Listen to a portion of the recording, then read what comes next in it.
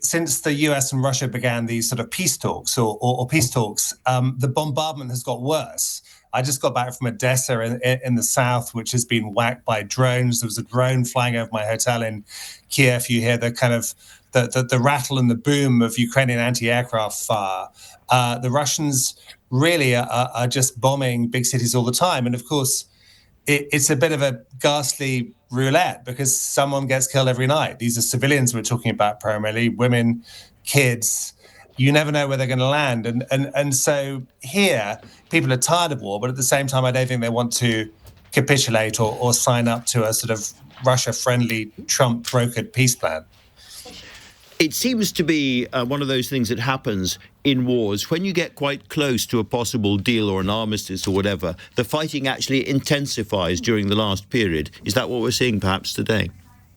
I don't think so. I mean, I listened to your discussion with Emily, which is fascinating, but we're not really talking about Putin and what he wants. And there's no evidence that I've seen that Putin wants to stop.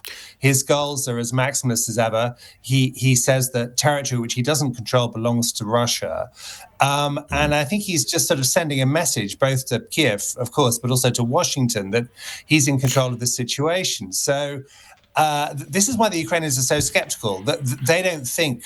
They don't trust Putin, understandably. They don't believe in a ceasefire. Of course not, yes. As soon as it's signed, it's going to be violated. And this is why everything goes back to security guarantees and why I think Zelenskyy is, really unenthused by the American plan, if you can call it that. Well, I do want to come on to Trump and Putin. It's been suggested to me that Trump and Putin were speaking on the phone a couple of days before that disastrous moment in the White House from Zelenskyy's point of view. And Putin may well have been saying to him, do you know what? I would love to do a peace deal with you, Donald, but it's that sodding Zelenskyy that's the problem. He's the really bad man. He's the madman.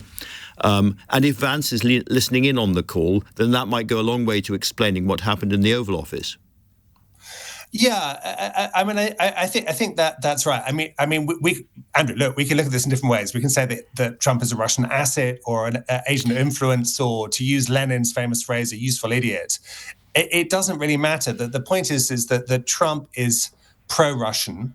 And we know this because of what he does and what he says. He just endlessly repeats Kremlin talking points. We've already moved on from the fact that a week ago he called Volodymyr Zelenskyy a dictator, said he had 4% approval rating, which is an invented figure, I think possibly from Russians, that he was doing a terrible job and so on. And it's just been this extraordinary kind of victim blaming from him and his administration, that there is a close relationship between Trump and Moscow going back to 1987 when he first visited at the behest of.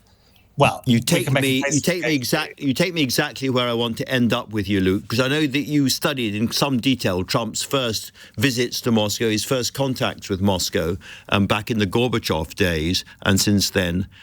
In sum, do you think that there is a case to be made that he has been, in some sort of way, won over or recruited by the Russians a long time ago?